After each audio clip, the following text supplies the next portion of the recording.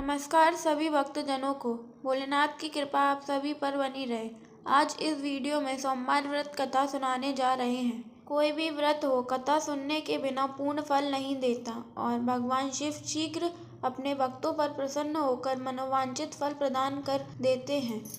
सुख, शांति, भोग, मोक्ष और आयु देने वाले हैं भगवान शिव। तो सुनते हैं इस कथा को। सुनिए। एक साहूकार बहुत धनवान था। उसको धन आदि किसी बात की कोई कमी नहीं थी, परंतु पुत्र न होने के कारण वह अत्यंत दुखी था। वह इसी चिंता में रात दिन रहता था और इसीलिए वह पुत्र की कामना के लिए प्रति सोमवार को शिवजी का व्रत और पूजन किया करता था। संध्या काल को शिवजी के मंदिर में जाकर दीपक जलाया करता था। उसके इस भक्ति भाव को देखकर एक समय श्री पार्वती जी ने शिवजी महाराज से कहा कि हे महाराज, यह साहूकार आपका अनन्य भक्त है और सदैव आपका व्रत और पूजन बड़ी श्रद्धा से करता है, अतः इसकी मनोकामना पूर्ण करना चाहिए। शिवजी ने कहा कि पार्वती जी, यह संसार कर्म क्षेत्र है। जैसा किसान खेत में बीज बोता है वैसा ही फल काटता है, उसी तरह संसार में जो जैसा कर्म करते हैं वैसा ही फल भोगते हैं। पार्वती जी ने अत्यंत आग्रह से कहा कि महाराज, जब यह आपका ऐसा भक्त है और यदि इसको किसी प्रकार का दुख है तो उसको अवश्य दूर करना चाहिए, क्योंकि आप तो सदैव अपने भक्तों पर दया करते हैं, उनके दुखों को दूर करते हैं। यदि आप ऐसा नहीं करोगे तो मनुष्य क्यों आपकी सेवा व्रत पूजन करेंगे। पार्वती जी का ऐसा आग्रह देख शिवजी महाराज प्रसन्न से होकर कहने लगे, हे पार्वती, इसके कोई पुत्र नहीं है। इसी पुत्र चिंता से यह बहुत दुखी रहता है। उसके भाग्य में पुत्र न होने पर भी मैं इसको पुत्र की प्राप्ति का वर देता हूँ, परंतु वह पुत्र केवल 12 वर्ष तक ही जीवित रहेगा। इसके पश्चात वह मृत्यु को प्राप्त होगा। इससे अधिक मैं इसके लिए कुछ नहीं कर सकता। यह सब बात साहूकार सुन रहा था। इससे उसको ना कुछ प्रसन्नता हुई और ना कुछ दुख हुआ। वह पूर्ववत जैसे ही शिवजी महाराज का सोमवार का व्रत और पूजन करता रहा। कुछ समय व्यतीत हो जाने पर साहूकार की स्त्री गर्भवती हुई और 10वें महीने उसके गर्भ में अति सुंदर पुत्र की प्राप्ति हुई।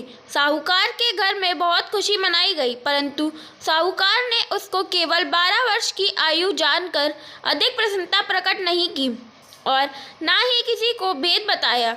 जब वह 9 वर्ष का हो गया तो उस बालक की माता ने उसके पिता से उसके विवाह आदि के लिए कहा, परंतु वह साहूकार कहने लगा, मैं अभी इसका विवाह नहीं करूंगा और काशी में पढ़ने के लिए भेजूंगा। फिर उस साहूकार ने अपने साले अर्थात बालक के मामा को बुलाया, उसकी बहुत सा धन देकर कहा, तुम इस बालक को काशी में पढ़ाने के लिए ले जाओ और रास्ते में जिस जगह भी जाओ वहाँ यज्ञ करते, दान देते तथा ब्राह्मणों को भोजन कराते जाओ। इस प्रकार वह दोनों मामा भांजे सब जगह यज्ञ करते और ब्राह्मणों को भोजन कराते जा रहे थे। रास्ते में उनको एक शहर दिखाई पड़ा। उस शहर के राजा की कन्या का विवाह था और दूसरे राजा का लड़का जो विवाह के लिए बारात लेकर आया था वह एक आँख से काना था। लड़के के पिता को इस बात की बड़ी चिंता थी कि कहीं वर को देख कन्या के माता पिता विवाह में किसी प्रकार की अड़चन पैदा न कर दें।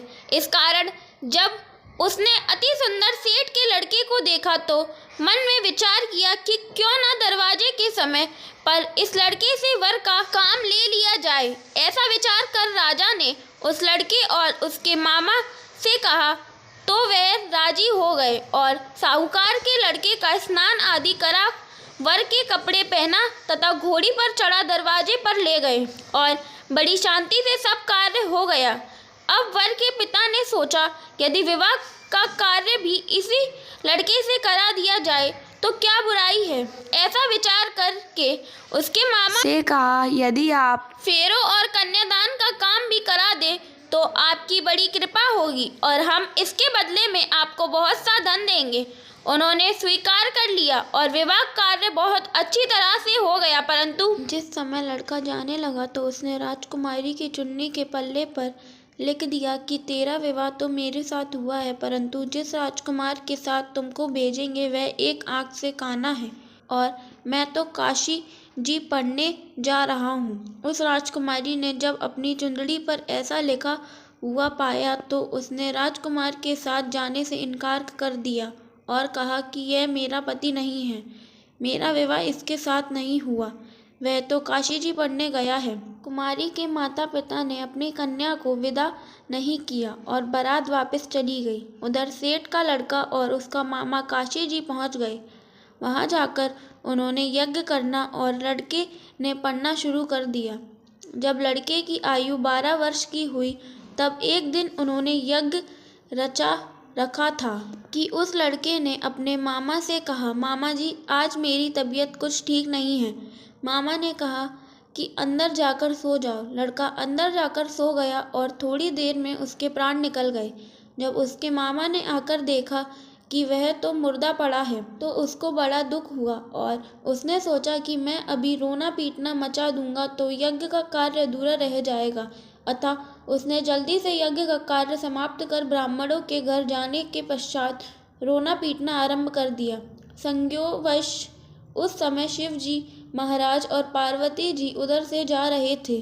जब उन्होंने जोर शोर से रोना पीटना की आवाज़ सुनी तो पार्वती जी शिव जी को आग्रह करके उसके पास ले गईं और सुंदर लड़के को मरा हुआ देखकर कहने लगी कि महाराज यह तो उसी सेठ का लड़का है जो आपके वरदान से पैदा हुआ था। शिव जी ने कहा कि पार्वती जी इसकी आयु इतनी ही थी सो भोग चुका। पार्वती जी ने कहा कि महाराज कृपा करके इस बालक को और आयु दो, नहीं तो इसके माता पिता तड़प तड़प कर मर जाएंगे। पार्वती जी के इस प्रकार बार बार आग्रह करने पर शिव जी ने उसको वरदान दिया और शिव जी महाराज की कृपा से लड़का जीवित हो गया। शिव पार्वती कैलाश चले गए। तब वह लड़का और उसका मामा उसी प्रकार यज्ञ करते हुए अपने घर की तरफ चल पड़े और रास्ते में उसी शहर में आए जहाँ पर उस लड़के का विवाह हुआ था। वहाँ पर आकर जब उन्होंने यज्ञ आरंभ कर दिया तो उस लड़के के शवसुर ने उसको पहचान लिया और अपने महल में लाकर उसकी बड़ी खातिर की। साथ ही बहुत सारा धन और दासियों सहित बड़े आदर और सत्कार के साथ अपनी लड़की और जमाई को विदा किया। जब वह अपने शहर के निकट आए तो उसके मामा ने कहा कि पहले मैं तुम्हारे घर जाकर खबर कर आता हूँ। उस समय उसके माता पिता अपने घर की छत पर बैठे हुए थे और उन्होंने यह प्रण कर रखा था कि यदि हमारा पुत्र सकुशल घर आया तो राजी खुशी नीचे आ जाएंगे, नहीं तो छत से ही मरकर अपने प्राण दे देंगे। इतने में ही उस लड़के के मामा ने आकर यह सारा समाचार दिया कि आपका पुत्र आ गया है, परंतु उनको विश्वास न आया। तब उसके मामा ने शपथ पूर्वक कहा कि आपका पुत्र अपनी स्त्री तथा बहुत सारा धन लेकर आया है। तो उस सेठ ने बड़े आनंद के साथ उनका स्वागत किया और बड़ी प्रसन्नता के साथ रहने लगे। इसी प्रकार जो कोई भी सोमवार का व्रत धारण करता है अथवा इस कथा को पढ़ता या सुनता है उसके दुख दूर होकर उसकी समस्त मनोकामनाएं पूर्ण होती हैं। इससे लोक में नाना प्रकार के सुख भोगकर अंत में सदाशिव के लोक की प्राप्ति हुआ करती है। व्रत में इस कथा को सुनने से भगवान शिव मनोवांछित फल प्रदान करते हैं और महादेव की कृपा सदा बनी रहती है। तो बोलिए भगवान शंकर और माता पार्वती की जय।